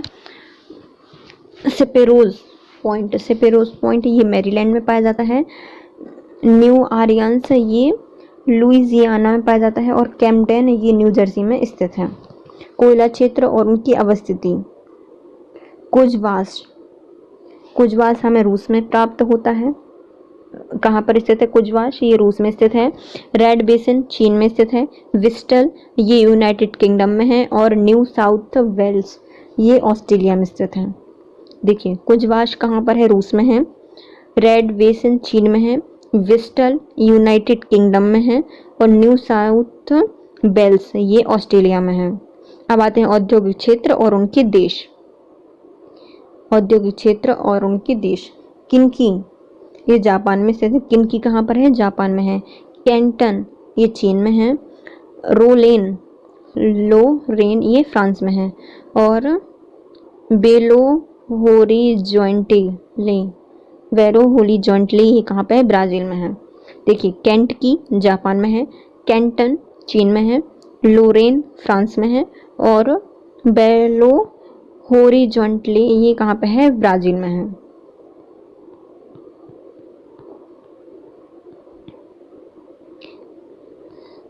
फिर से दी गई है सूची 1 और सूची 2। क्लीवलैंड कहाँ पाया जाता है? लौह और इस्पात के लिए जाना जाता है। मेसाबी रेंज ये लौह अयस्क के लिए जाना जाता है। Mesabi range. फिलाडेल्फिया ये लौह अयस्क के लिए जाना जाता है। फिलाडेल्फिया पोत निर्माण के लिए जाना जाता है। और मेसाबी रेंज लौह अयस्क के लिए जाना जाता है। और क्वींसलैंड हमें लौह और इस्पात के लिए जाना जाता है। अब आते हैं औद्योगिक प्रदेश और उनके देश। लंकाशायर प्रदेश पाया जाता है यूनाइटेड किंगडम में। रूर प्रदेश जर्मनी में स्थित है। और केहिन प्रदेश हमें जापान में मिलता है। तो लंकाशायर यूनाइटेड किंगडम में है। रूर जर्मनी में है। और केहिन प्रदेश ये जापान में स्थित है। दक्षिण अल्पेशियन प्रदेश संयुक्त राज्य अमेरिका में है। दक्षिण अल्पेशियन प्रदेश कहाँ पे है? संयुक्त राज्य अमेरिका में स्थित है। ऊन का सबसे बड़ा उत्पादक देश कौन सा है? तो ऊन का सबसे बड़ा उत्पादक देश है चीन। ऊनी वस्त्र उत्पादक केंद्रों में से जर्मनी का संबंध किससे है? तो वुप्परताल से है। ऊनी वस्त्र उद्योग केंद्र में जर्मनी से संबंधित है वुप्परताल। विश्व में सूती वस्त्रों का अग्रणी उत्पादक देश कौन सा है? तो सूती वस्त्रों का अग्रणी उत्पादक देश है चीन। फुटलूज उद्योग का एक उदाहरण है सॉफ्टवेयर। फुटलूज उद्योग का एक मुख्य उदाहरण क्या है, या फिर एक उदाहरण है सॉफ्टवेयर। वह उद्योग जिसकी अवस्थिति के लिए कच्चे माल की उपलब्धि मूल कारक नहीं होती वो है इलेक्ट्रॉनिक्स। वह उद्योग जिसकी अवस्थिति के लिए कच्चे माल की उपलब्धि जरूरी नहीं होती या मूल कारक नहीं होती वो है इलेक्ट्रॉनिक्स। जापान विश्व के अग्रणी औद्योगिक देशों में से एक है क्योंकि इसके पास उच्च तकनीकी क्षमता है। रूर औद्योगिक प्रदेश जर्मनी में स्थित है। फेल्डर्स औद्योगिक प्रदेश कहाँ पे है, तो फेल्डर्स औद्योगिक प्रदेश है बेल्जियम और फ्रांस में। स्कॉटलैंड औद्योगिक क्षेत्र यूनाइटेड किंगडम में है। और न्यू इंग्लैंड औद्योगिक क्षेत्र कहाँ पे है, तो न्यू इंग्लैंड औद्योगिक क्षेत्र है यूएसए में। रूर जर्मनी में है। फेल्डर्स औद्योगिक क्षेत्र बेल्जियम और फ्रांस में है। स्कॉटलैंड यूनाइटेड किंगडम में है और न्यू इंग्लैंड ये यूएसए में। सत्य कथन है, खोई को ऊर्जा उत्पादन के लिए जैव मात्रा ईंधन के रूप में प्रयुक्त किया जाता है। सीरे को इथेनॉल उत्पादन के लिए प्रयुक्त किया जाता है। कागज की लुगदी बनाने हेतु काष्ठ कच्चा पदार्थ के रूप में प्रयोग किया जाता है तो वो है पोपलर। कागज की लुगदी बनाने हेतु काष्ठ कच्चे पदार्थ के रूप में प्रयोग किया जाता है तो वो है पोपलर। बाजार आधारित लौह और इस्पात के कारखाने पाए जाते हैं जापान में। बाजार आधारित लौह और इस्पात के कारखाने पाए जाते हैं जापान में। सही कथन को बताना है तो ओसाका को पूर्व का मैनचेस्टर कहा जाता है। जापान के सभी लौह इस्पात उद्योग केंद्र दक्षिणी तटीय क्षेत्र में स्थित हैं। जापान का उत्तरीय क्यूशू क्षेत्र ऑटोमोबाइल्स के लिए प्रसिद्ध है। ओसाका को पूर्व का मैनचेस्टर कहा जाता है। जापान में सभी लौह इस्पात केंद्र दक्षिणी तट पर स्थित हैं और जापान का जो उत्तरी क्यूशू क्षेत्र है वो ऑटोमोबाइल्स के लिए जाना जाता है। जोहान्सबर्ग, न्यूयॉर्क, लंदन और सिंगापुर में से धातु का व्यापार का सबसे बड़ा केंद्र कौन सा है, तो धातु का व्यापार सबसे ज्यादा करता है लंदन में। अब आती सूची 1 और सूची 2 उद्योग और उनके स्थान। कागज ओंटारियो में पाए जाते हैं। रासायनिक उद्योग लगाए गए हैं टेक्सास में और मोटर्स कार का लगाया गया है निगोया में। मोटर कार निगोया, रासायनिक टेक्सास और कागज के लिए जाना जाता है ओंटारियो। अब आते हैं परिवहन। संसार में उत्तरी अटलांटिक नौ परिवहन मार्ग सबसे अधिक व्यस्त समुद्री मार्ग है तो ये सही है। वह संसार के 2 मुख्य औद्योगिक क्षेत्रों को जोड़ता है तो ये भी सही है और R1 की सही व्याख्या करता है। संसार का जो उत्तरी अटलांटिक नौ परिवहन मार्ग है वो सबसे ज्यादा व्यस्त है समुद्री मार्ग है क्योंकि वह 2 प्रमुख औद्योगिक क्षेत्रों को जोड़ता है। संसार का सबसे अधिक बृहत्तम महासागर मार्ग कौन सा है, तो उत्तरी अटलांटिक महासागर है, वो सबसे बृहत्तम यह व्यस्त महासागरीय मार्ग है। दिल्ली से टोक्यो तक की उड़ान में हवाई पवनें आती हैं। दिल्ली से टोक्यो तक उड़ान में कौन कौन सी हवा पत्तन आते हैं, तो पहले आता है बैंकॉक, हनोई, हैंगकॉक और ताइपे।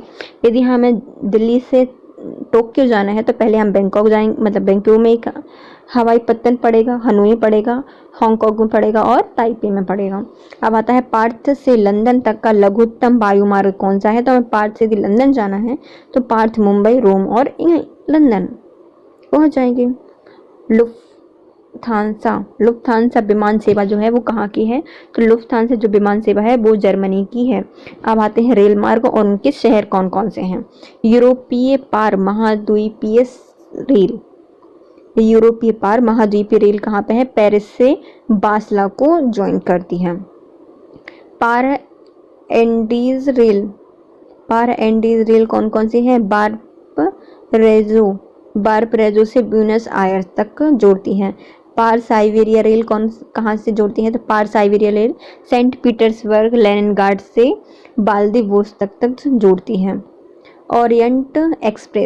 ओरिएंट एक्सप्रेस ये पेरिस से इस्तांबुल तक को कनेक्ट करती है। पेरिस से यदि हमें बासला को जोड़ना है तो हमें यूरोपीय पार महाद्वीपीय रेल का प्रयोग करना पड़ेगा। पार एंडीज रेल यह बाल्परेजो से ब्यूनस आयर्स को जोड़ती है। पार साइबेरिया रेल ये सेंट पीटर्सबर्ग लेनिनग्राड से व्लादिवोस्तोक तक जोड़ती है। ओरिएंट एक्सप्रेस ये पेरिस से इस्तांबुल को जोड़ती है। कैनेडियन पैसिफिक रेलवे जिन दो स्थानों या फिर स्टेशनों के बीच चलती है वह कौन कौन से हैं? तो कैनेडियन जो पैसिफिक रेलवे है वो मॉन्ट्रियल से वैंकूवर तक चलती है। तीव्रगामी रेलों के लिए नवीनतम भूमिगत यूरो सुरंग द्वारा जोड़ा गया कौन सा मार्ग है? तो इंग्लैंड और फ्रांस को जोड़ा गया है यूरो सुरंग के द्वारा। शिकान नामक जो रेल है वो जापान में स्थित है। अब आते हैं पत्तन और बंदरगाह। जापान का सबसे बृहद समुद्र पत्तन कौन सा है? बंदरगाह कौन सा है जो कि सबसे व्यस्त रहता है जापान का? वो है योकोहामा। ऑस्ट्रेलिया का पत्तन नगर कौन सा नहीं है? तो ऑस्ट्रेलिया का पत्तन नगर नहीं है कैनबरा, क्योंकि ऑस्ट्रेलिया की राजधानी क्या है? कैनबरा। विश्व का सबसे बड़ा पोताशय क्या है? तो विश्व का सबसे बड़ा पोताशय है संघाई। पोतभार टन मान की दृष्टि से विश्व का बृहत्तम बंदरगाह कौन सा है जो कि बहुत ज़्यादा व्यस्त रहता है? तो वो है संघाई, क्योंकि वो बहुत बड़ा पोताशय भी है। वेनेजुएला में तेल पत्तन के रूप में विकसित किया गया है। तो मार्कैबो को तेल पत्तन के रूप में विकसित किया गया है वेनेजुएला में।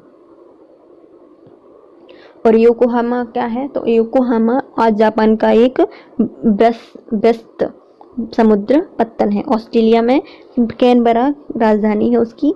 सबसे बड़ा पोताशय है संघाई। और पोतमान टन भार की दृष्टि से विश्व का सबसे बृहत्तम बंदरगाह है तो वो है संघाई। वेनेजुएला में एक बंदरगाह का विकसित किया गया है जिनको तेल पत्तन कहा जाता है, तो वो है मार्कैबो।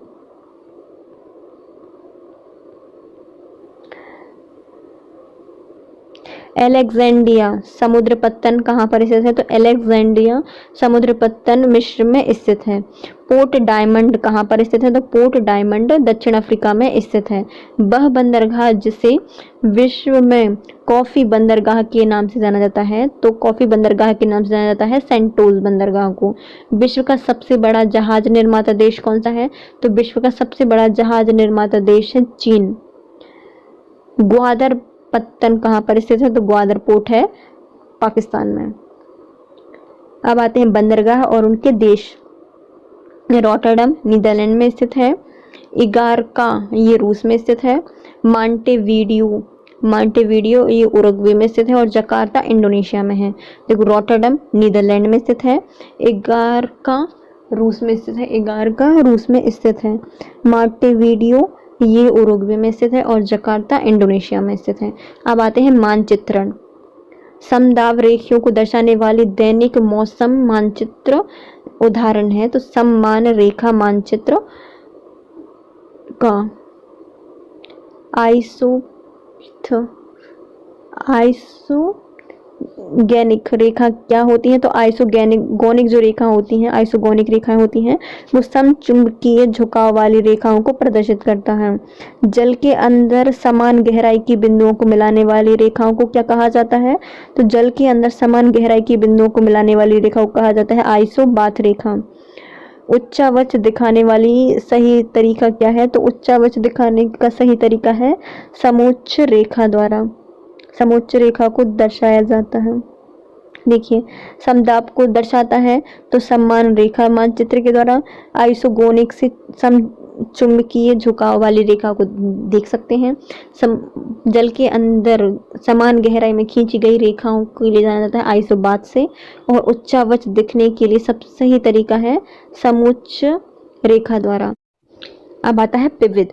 संसार में सर्वाधिक महत्वपूर्ण मत्स्य अध्ययन के लिए कौन सा क्षेत्र पाया जाता है? जहाँ पर कोष्ण और शीत सागरीय जलधाराएं मिलती हैं, तो वहाँ पर मत्स्य अध्ययन और मत्स्य का उत्पादन सबसे ज़्यादा होता है। ग्रैंड बैंक कहाँ पर स्थित है? तो ग्रैंड बैंक उत्तरी अमेरिका के पूर्वी तट पर स्थित है। भूगोल में नवनियतिवाद के सिद्धांत का प्रतिपादन किसने किया था? तो भूगोल में नवनियतिवाद के सिद्धांत का प्रतिपादित किया था जी टेलर ने। प्रमुख पुस्तकें या अपनी पुस्तक इंट्रोड्यूसिंग कल्चरल ज्योग्राफी में जी.ई. स्पेंसर और डब्ल्यू.एल. टॉमस ने विश्व को विभाजित किया था 11 सांस्कृतिक प्रदेशों में। अपनी पुस्तक इंट्रोड्यूसिंग कल्चरल ज्योग्राफी में जे.ई. स्पेंसर और डब्ल्यू.एल. थॉमस ने विश्व को विभाजित किया था कितने भागों में? 11 सांस्कृतिक प्रदेशों में। मधेशी कहाँ पर पाया जाता है? तो मधेशी नेपाल में स्थित है। रोहिंग्या म्यांमार से संबंधित है। मधेशी नेपाल में पाए जाते हैं और रोहिंग्या ये म्यांमार में स्थित है। सही कथन बताइए। कीवा को विश्व का चीन का कटोरा कहा जाता है। हांगकांग चीन का विशिष्ट प्रशासनिक प्रदेश है और ऑस्ट्रेलिया एक संघीय राज्य है।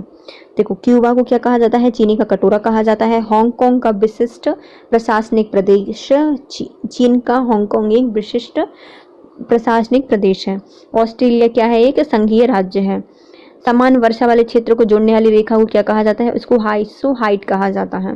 जो समान वर्षा वाले क्षेत्र को जोड़ती है तो उसको कहा जाता है आइसोहाइट। सही कथन बताइए।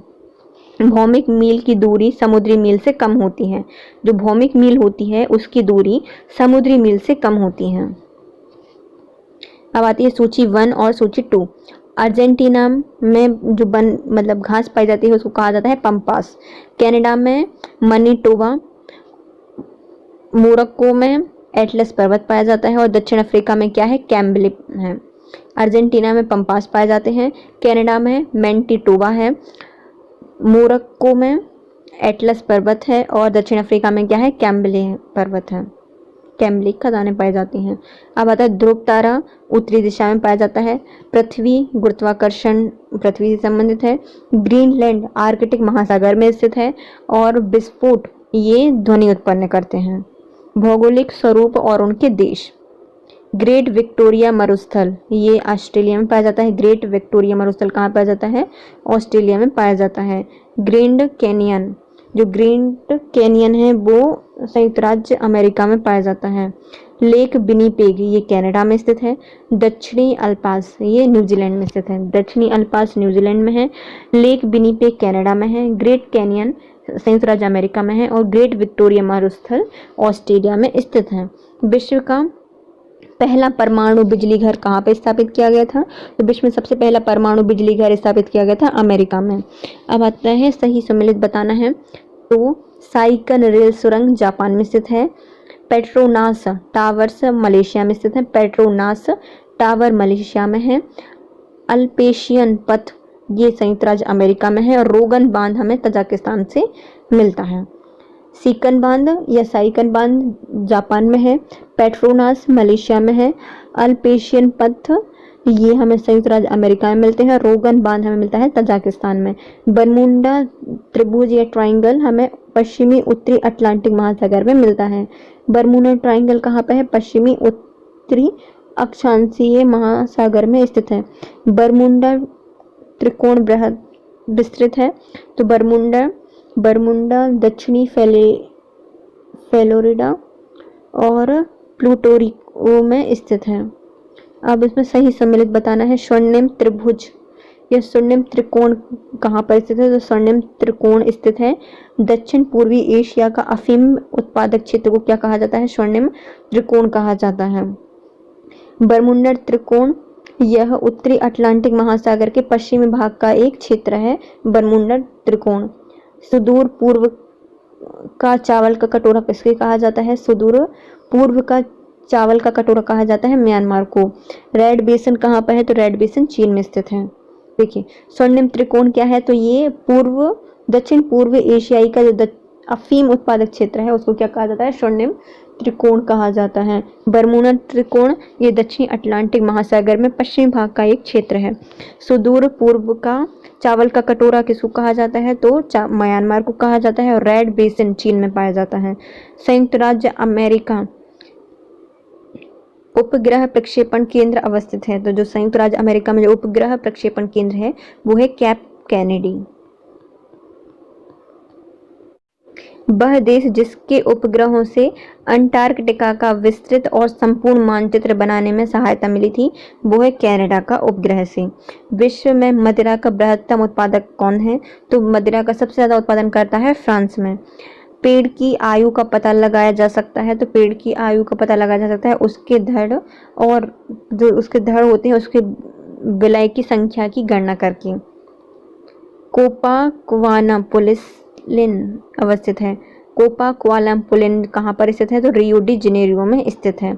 विश्व की सबसे ऊंचाई पर स्थित दूरबीन वेधशाला कहाँ पर है? तो विश्व की सबसे ऊंचाई पर स्थित दूरबीन वेधशाला है भारत में। यूरोपीय संघ का मुख्यालय कहाँ पर है? तो यूरोपीय संघ का मुख्यालय है ब्रुसेल्स में। अंतर्राष्ट्रीय समुद्री संगठन का मुख्यालय कहाँ पर है? तो अंतर्राष्ट्रीय समुद्री संगठन का मुख्यालय है लंदन में। अब आते हैं संस्था और उनके नगर। अंतर्राष्ट्रीय रेड क्रॉस सोसाइटी जिनेवा में स्थित है। अंतर्राष्ट्रीय न्यायालय द हेग में स्थित है। यूरोपीय आर्थिक समुदाय ब्रुसेल्स में स्थित है और खाद्य एवं कृषि संगठन रोम में स्थित है। अंतर्राष्ट्रीय रेड क्रॉस सोसाइटी जिनेवा में स्थित है। अंतर्राष्ट्रीय न्यायालय द हेग में है। यूरोपीय आर्थिक समुदाय ब्रुसेल्स में है और खाद्य एवं कृषि संगठन कहाँ पर है? रोम में है। पूर्व की ओर देखो नीति के संदर्भ में सही कथन बताइए। पूर्व की ओर देखो नीति के संदर्भ में सही कथन है, भारत पूर्वी एशियाई मामलों में स्वयं को एक महत्वपूर्ण क्षेत्रीय नायक के रूप में स्थापित करना चाहता है। भारत अपने दक्षिण पूर्वी एवं पूर्वी एशियाई पड़ोसियों के साथ ऐतिहासिक एवं सांस्कृतिक संबंध पुनर्स्थापित करना चाहता है। कैलाश मानसरोवर तीर्थ यात्रा के लिए वीजा लेना पड़ता है क्योंकि यह स्थित है चीनी तिब्बत में। यदि हमें कैलाश मानसरोवर जाना है तो हमें क्या लेना पड़ेगा? वीजा लेना पड़ेगा क्योंकि वह चीन के तिब्बत में स्थित है। ऑस्ट्रेलियाई वासी क्रिसमस मनाते हैं गर्मी के मौसम में। जो ऑस्ट्रेलिया वासी होते हैं वो कब मनाते हैं क्रिसमस? तो वो चीन गर्मी में मनाते हैं। वह देश जिसको आसियान में केवल वार्ता भागीदारी का दर्जा प्राप्त है, तो आसियान में केवल वार्ता भागीदारी का दर्जा प्राप्त है भारत को। शार्क का मुख्यालय कहाँ पे है? तो शार्क का मुख्यालय काठमांडू में है। लेनिंग टावर ऑफ पीसा कहाँ पर स्थित है? तो ये है इटली में। एलिसी पेरिस स्थित है फ्रांस में। उड़ाका पक्षियों में सबसे ऊंचे कद वाला पक्षी कौन सा है? तो उड़ाका पक्षियों में सबसे ऊंचे कद वाला पक्षी है साइरस। चारनोबिल परमाणु आपदा कहाँ पर घटित हुई थी? तो चारनोबिल परमाणु आपदा घटित हुई थी यूक्रेन में। सबसे अधिक डाकघर वाला घर कौन सा है? तो डाकघर वाला देश है भारत। लीप फॉरवर्ड पॉलिसी के कारण भूखमरी में लाखों लोगों की मृत्यु हुई थी। कहाँ पर? चीन में।